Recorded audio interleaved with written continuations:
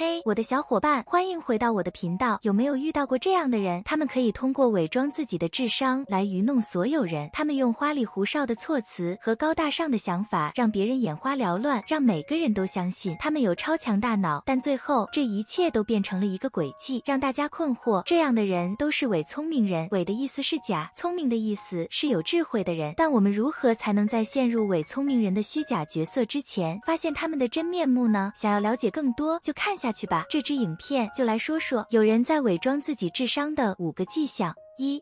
他们过度使用和滥用高级词汇。他们是不是像一本行走的词典？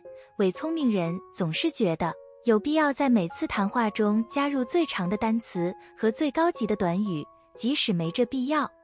他们不邀请你共进午餐，而是恳请你参加他们午间的饮食仪式。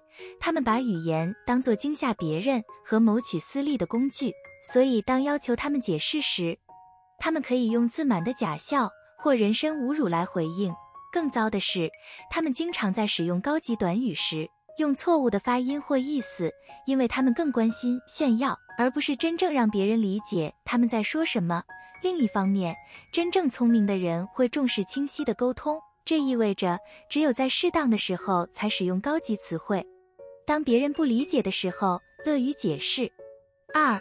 他们总是吹嘘自己的智商。身边认识的人里有一直谈论自己智商的人吗？他们会自称天才是他们个人身份的唯一组成部分，他们巴不得让所有人都一直悉知这一点。他们会不断无缘无故地吹嘘自己的智力偏好，唠叨自己的高智商有时是如何发生的，或者指责整个社会是无知和无畏的。他们抓住每一个机会和别人比较，并宣称他们在智力上多么优越，但真正聪明的人是不会这样的。相反，他们对自己的心智能力很满意。真正聪明的人认为不需要，也不想浪费时间，让别人相信他们是多么聪明。3. 他们总是重复那些引人深思的句子。伪聪明人会在任何场合都经常引用名言，他们会引用高阶思想家的话谈论家庭，他们会引用孔子关于放学后被留校的名言，他们引用卡夫卡。至于流行音乐，他们会引用阿多尔诺。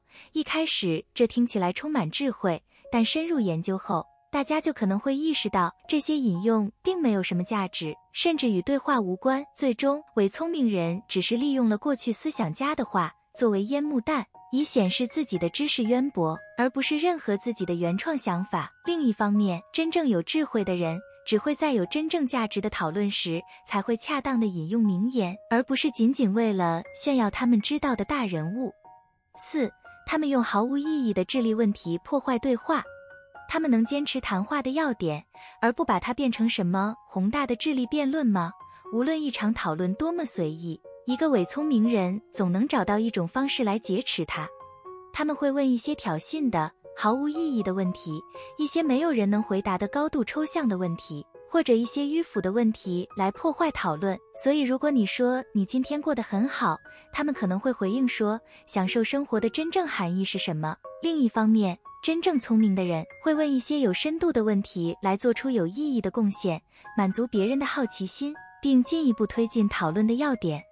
最后，5. 他们表现得好像他们已经把一切都弄明白了。他们总是表现出知道世界是如何运转的吗？伪聪明人通常对社会、政治、宗教等等都有非常僵化的认知，他们不愿意进行真正的讨论。当面对不同的意见时，只会简单地说你错了，侮辱你的智商，夸大自己的资质，声称他们的观点太明显了，无需解释。这与真正聪明的人形成了鲜明的对比。真正聪明的人思想开放，知道这个世界没有简单的答案。